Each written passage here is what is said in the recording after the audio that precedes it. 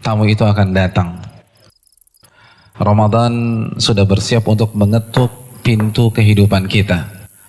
Apa yang harus kita persiapkan? Mayoritas yang hadir di sini itu sudah sering ketemu Ramadan. Namun, tahukah kita justru pengalaman kita bertemu Ramadan bertahun-tahun tersebut itu bisa menjadi bumerang.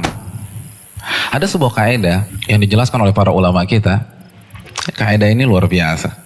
Seringnya berinteraksi itu bisa mematikan sensitivitas. Seringnya berinteraksi itu buat kita nggak sensitif lagi, nggak terharu lagi, biasa-biasa saja. Saya pengalaman kalau nganterin jamaah umroh, khususnya yang baru pertama kali umroh, begitu mereka sampai Masjidil Haram dan lihat Ka'bah pertama kali, itu biasa nangis, mau jenggotnya segede gini, nangis sudah. Ngelihat Ka'bah pertama kali, luar biasa itu. Dan salting biasanya. Dan bingung mau ngapain. Itu manasik di Jakarta udah gak berlaku lagi tuh. Ustaz, kita kemana nih? Kan kita udah bilangin Pak, lupa. Kita bisa paham lah, karena pertama kali ngelihat Ka'bah untuk pertama kali. Dan kadang-kadang ada yang hari pertama gak mau pulang ke hotel, mau nginep gitu, iktikaf, gak mau pulang. Terus kerjanya apa? Ngeliatin Ka'bah aja, doa, zikir, sholat sunnah. Itu hari pertama. Hari kedua udah mau diajak pulang ke hotel. Pak, pulang Pak, capek Pak, nanti masuk angin. Oh iya, pulang. Hari ketiga, hari keempat itu mulai berimbang tuh antara hotel dan masjid. Hari ketujuh tawafnya udah di Zamzam Tower kan gitu ya. Udah lupa. Pak, ini 10 menit lagi mau masuk waktu zuhur. Tenang dulu, keponakan saya oleh-olehnya belum kebeli nih kan begitu ya. Sibuk nyari sana, sibuk cari sini. Apa yang membedakan? Kenapa beda antara hari pertama dengan hari ketujuh? Sudah merasa biasa. Makanya kan kalau kita umroh tuh lihat deh, penjaga toko yang di sekitar ring 1 Masjidil Haram itu kan memang ya azan kan pada tutup semua tuh. Tapi mereka kalau sholat di mana? Masjidil Haram? Enggak, mayoritas enggak, di depan tokonya dia sholat. Padahal Masjidil Haram tuh depan mata mereka. Kalau bahasa kita ngesot juga sampai. Kita bayangkan 25 juta untuk bisa sholat di sana, mereka nggak mau. Kenapa?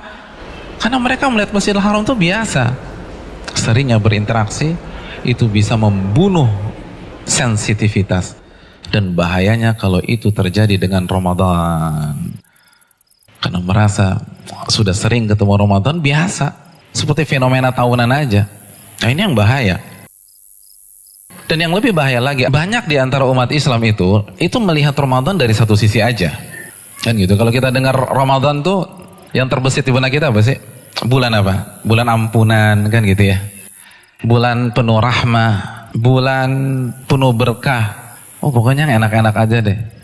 Tapi tahukah kita bahwa Ramadan jika tidak kita sikapi dengan benar, maka bisa jadi menjadi mimpi buruk bagi kita pada hari kiamat. Nabi kita SAW bersabda dalam hadis riwayat Imam Muslim, celaka seseorang, Allahu Akbar, manusia sebaik Nabi kita SAW, semulia akhlak beliau SAW, itu sampai mengatakan celaka seseorang. Itu kan jarang banget. Jarang. Beliau dizalimi, doa beliau, Allahumma ighfir liqaumi fa innahum la ya'lamun. Ya Allah, maafkanlah kesalahan kaumku. Bisa jadi mereka nggak tahu. Itu ketika terluka. Dan coba kita bandingkan dengan hadis ini. Celaka seseorang. Hal ini kan menimbulkan tanda tanya besar di benak kita. Ini orang salah apa sih? Kok bisa Nabi terpaksa memvonis dia? Mari kita simak kelanjutan hadis tersebut. Yaitu seseorang yang memasuki Ramadan, lalu ia jalani hari-harinya di bulan Ramadan sampai Ramadan berpisah dengannya dan dosanya belum diampuni oleh Allah Subhanahu wa taala. Celaka dia, celaka dia, celaka dia, kata Nabi sallallahu alaihi wasallam. Allahu Akbar. Udah kelewatan nih orang.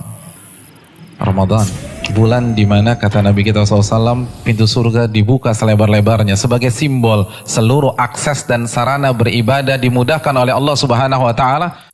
Lalu Anda nggak sholat, lalu Anda nggak puasa, lalu Anda nggak taraweh, lalu Anda nggak baca Quran, lalu Anda nggak tahajud, Anda nggak infak sedekah, kelewatan tuh orang. Ramadan, di mana pintu neraka ditutup rapat-rapat sebagaimana hadis yang sahih, dan gembong-gembong syaitan dibelenggu oleh Allah Subhanahu wa taala. lalu Anda bermaksiat, lalu Anda masih clubbing, Anda hangout pulang jam 2 malam, itu kelewatan. Celaka dia kata Nabi SAW. Kita tidak manfaatkan tamu ini, habis kita pada hari kiamat. Tamu itu akan hadir. Tamu itu akan mengetuk setiap pintu kehidupan kita. Apa yang kita persiapkan?